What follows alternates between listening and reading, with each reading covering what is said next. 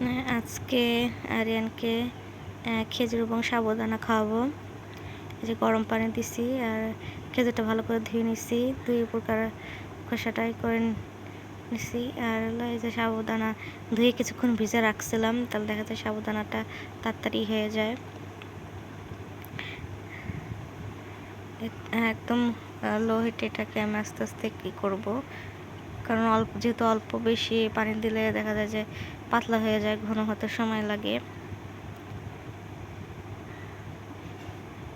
আর এখানে খেজুরটা এখানে উপরকার খোসাটা এবং বিচিটা ফেলায় আমি হাত দিয়ে ম্যাশ করে নেব। এটা মানে বাচ্চাদের জন্য অনেক হেলদি খাবার।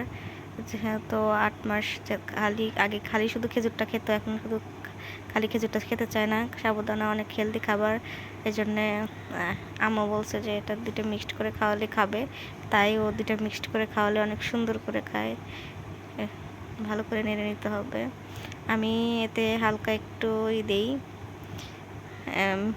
তাল মিশ্রি দেই। মিষ্টি খাবার ঠিক না, তবুও আমি দিই। তো এইভাবে একটা হেলদি খাবার তৈরি করি আমি।